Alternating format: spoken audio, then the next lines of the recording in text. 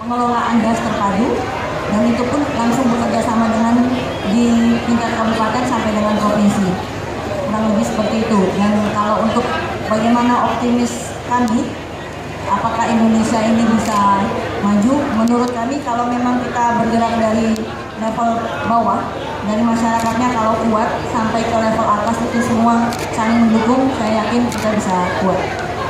Baik, untuk teman-teman di PMI, kegiatan PRB seringkali itu berlandaskan kepada proyek ya. Jadi proyek 1 tahun, 2 tahun, 5 tahun gitu. Terkait dengan pertanyaan Mas Anto tadi mengenai kerjasama dengan pemerintah, bagaimana juga PMI bergerak untuk menjaga keberlanjutan, sustainabilitas dari kegiatan tersebut. Silakan, Mas Andika. Baik, terima kasih Kak Yus. PMI selama negara ini ada ya PMI pasti ada.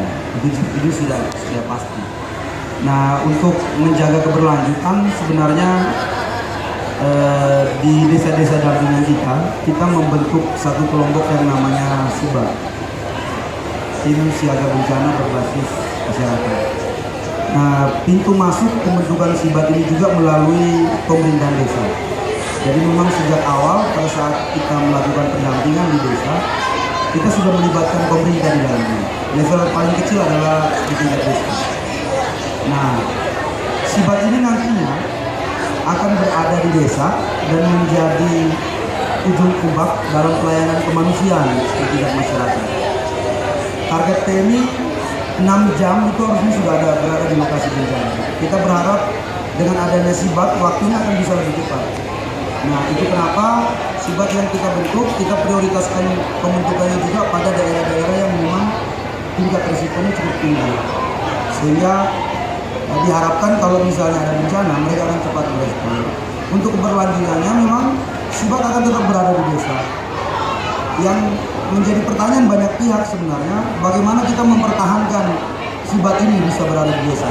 Apalagi ini kerja sukarela, kerja kemanusiaan, tidak ada dana yang mensupport mereka. Nah, PMI secara organisasi memang mendukung keberadaan SIBAT dengan memberikan penguatan kapasitas dan juga peralatan untuk membantu pergerakan mereka di desa. Nah, untuk menjaga keberlanjutannya, mereka membuat banyak kegiatan, tidak hanya kegiatan yang bersifat respon, tetapi kegiatan-kegiatan sosial. Di SIBAT kita mereka terlibat dalam misalnya pembuatan rapat di desa. Dengan penggunaan dana desa, mereka terlibat aktif untuk membantu pihak desa melakukan pengembangan desanya. Bahkan ada di desa kita, desa malah mengalokasikan dana untuk SIBAT, untuk pembangunan posko SIBAT. Jadi PMI tidak lagi mengintervensi, tetapi pada saat mereka benar-benar terlibat aktif, ternyata ada perhatian khusus dari desa. Oke, baik.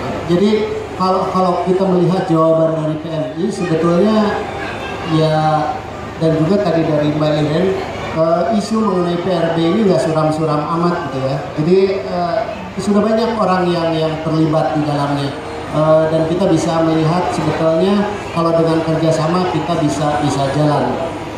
Untuk Mas Eko dari Wetlands terkait dengan pertanyaan kerjasama dengan pemerintah tadi, sekarang ini kan sedang rame-ramenya isu asap, Mas.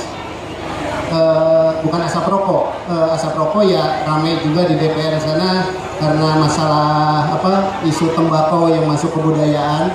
Tapi yang mau saya tanyakan adalah mengenai isu asap yang terjadi di Sumatera, Kalimantan dan di lokasi-lokasi lain.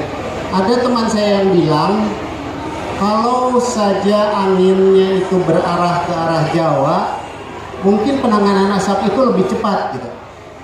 Nah, kita mungkin tidak menganggap itu sebagai hal yang serius gitu, yang betul-betul. Tapi kita lihat BNPB sudah BPBN sudah melaksanakan kegiatan dengan baik.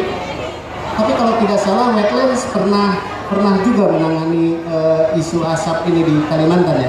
Bisa diceritakan, Mas? Iya Pak. Isu asap ini sebenarnya isu internasional Tetapi sebenarnya bukan itu arahnya.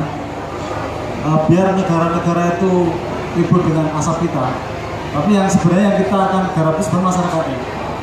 Kalau masyarakat itu kita perbaiki pola perilakunya terhadap asap, itu sebenarnya tidak mempengaruhi negara-negara yang lain.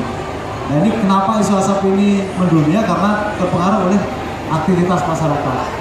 Nah intinya adalah sebenarnya bagaimana kita di antara kita sendiri di masyarakat, jangan sampai asap itu timbul, jangan sampai ada api di masyarakat. Bagaimana caranya?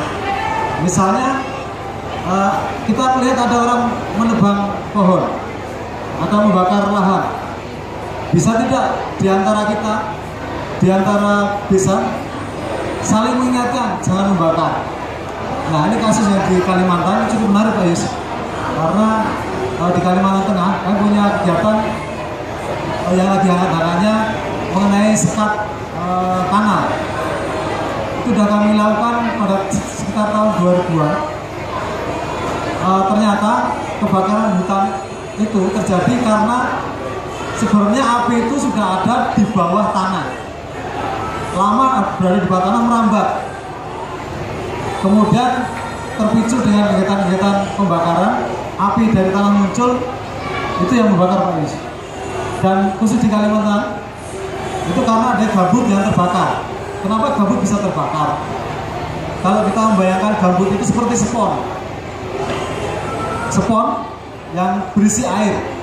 Kemudian masuklah perusahaan-perusahaan sawit dari negara mana itu, sehingga mereka menebang pohon, menanam itu jalur transportasi, membukalah kanal-kanal atau sungai-sungai ke arah lokasi-lokasi mereka, sehingga otomatis air yang ada di gambut ini keluar seperti diperas, spon diperas menjadi kering. Nah, upaya apa yang akan dilakukan oleh negara dalam arti penanganan asap itu sebenarnya adalah bagaimana spon ini terisi kembali, yaitu salah satunya adalah dengan cara sekat. Kalau di daerah darat itu ada namanya sekat bakar, membuat sekat agar api itu tidak meloncat ke lokasi yang lain. Kalau di Kalimantan Tengah itu Pak Yus, rekomendasi yang kami coba sudah kami kerjakan bersama dengan masyarakat itu membuat sekat kanal.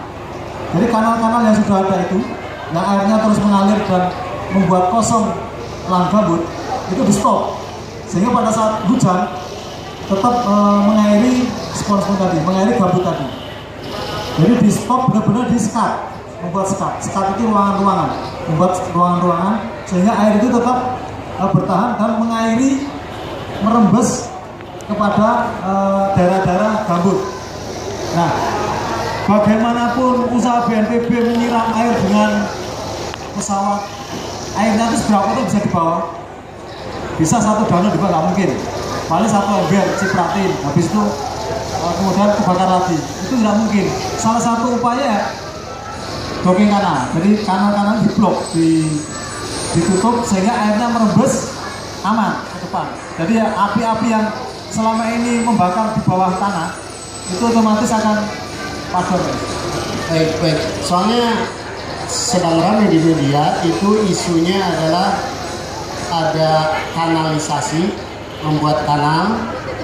Mas Eko barusan bilang sekatisasi, menyekat kanal yang sudah ada, dan sekat bakarisasi. Jadi membuat sekat bakar supaya tidak terjadi kebakaran. Mudah-mudahan pesan ini bisa sampai kepada pemerintah, bisa sampai kepada masyarakat semua. Tapi kalau boleh, tadi kan bicara masalah masyarakat, mungkin bukan cuma masyarakat di lapangan saja Mas, tapi masyarakat pengusaha juga.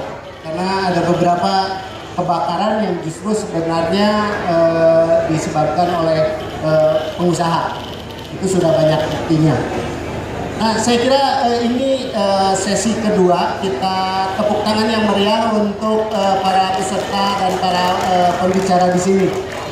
Kita akan tutup sesi ketiga dengan kita minta pernyataan pendek 30 detik, 60 detik, 30 detik aja deh untuk masing-masing terkait dengan apa yang kita inginkan, apa yang kita lakukan supaya Indonesia itu lebih tangguh gitu, sesuai dengan masing-masing. Dari mana? Tadi dari sana dulu, sekarang dari sini dulu, dari Mas Eko dulu. Silakan. Terima kasih Pak Yus. Marilah kita menjaga lingkungan ekosistem kita yang benar dan berkelanjutan. Satu isu yang utama, hentikan asap melalui blocking kanal atau sekat kanal. Terima kasih Pak. Baik, jelas. Sekat kanal blocking. PMI. Baik. Bung Karno bilang, kalau mau bermimpi, bermimpilah setinggi bintang. Karena jatuhnya pasti di antara bintang-bintang itu. Nah, masyarakat tangguh itu pasti tercapai. Tinggal bagaimana kita melakukan pendekatan kepada masyarakat. Ada banyak pintu, ada banyak cara. Dan saya yakin kalau memang dikerjakan secara sungguh, artinya secara total, pasti bisa. Jadi masyarakat dan kita semua, 3 batu tunggu tadi, ada masyarakat, ada dunia usaha, dan ada pemerintah, memang harus bersinergi untuk membangun masyarakat. Baik, terima kasih Mbak Iren, Karina Jogja. Terima kasih Pak Yus. Kalau kita lihat batu karang Pak Yus, itu kalau misalnya ditetesin air setiap hari, lama-lama akan lubang. Jadi bagaimana kita yang usaha-usaha kecil yang sudah kita lakukan di masyarakat itu tetap kita pertahankan dan kita buat dalam suatu bentuk dokumentasi sehingga bisa kita publikasikan dan kita bawa ke pemerintah untuk menunjukkan hasil-hasil yang sudah dilakukan. Saya yakin pasti di tempat-tempat lain akan meniru seperti itu Pak. Terima kasih. Baik, Cis Timur, Ker. Ya, kalau kita memimpikan Indonesia yang tangguh, saya kira kita harus memastikan manusianya tangguh, tanahnya tangguh, airnya juga tangguh, gitu. Dan itu harus dimulai dari rumah tangga dan desa. Dengan kewenangan dan kelimpahan anggaran yang sekarang ada di desa, saya kira itu sangat mungkin untuk dimulai dari desa. Jadi kami selalu bilang membangun Indonesia tangguh mulai dari Timur Barat. Terima kasih. Karena tadi seluruh peserta ini menggunakan kata-kata bersayap tapi pasti, saya jadi teringat ada orang-orang yang percaya bahwa hukum kekekalan energi itu mengatakan bahwa air itu tidak hilang, dia cuma pindah aja. Jadi makanya di satu tempat itu banjir, di tempat lain akan jadi kemarau. Bencana itu terjadi di seluruh negara, mau di negara maju, negara berkembang, ada tsunami, ada banjir, ada sama saja. Semua yang beda itu kemudian dampak dan penanganannya. Nah, sehingga mudah-mudahan ini memacu kita juga untuk Indonesia yang lebih baik, Indonesia yang lebih bekerja sama, Indonesia yang lebih tahan, Indonesia yang lebih tangguh. Dan saya ingin menutup acara ini dengan membacakan satu pantun. Kalau ada sumur di ladang, boleh kita berjumpa lagi. Jadi mau di Padang atau di Bali, Indonesia tangguh itu udah pastilah. Ya, jadi terima kasih atas perhatian teman-teman, perhatian pemirsa dan juga pendengar tadi langsung dari 9 negara di Asia, Afrika Tengah, dan Amerika Tengah. Mudah-mudahan kita bisa kembali lagi dalam acara Indonesia Resilience Club dan kita bisa berbicara lebih lanjut mengenai bagaimana menjadikan Indonesia lebih tangguh. Demikian, selamat malam, sampai bertemu lagi. Terima kasih.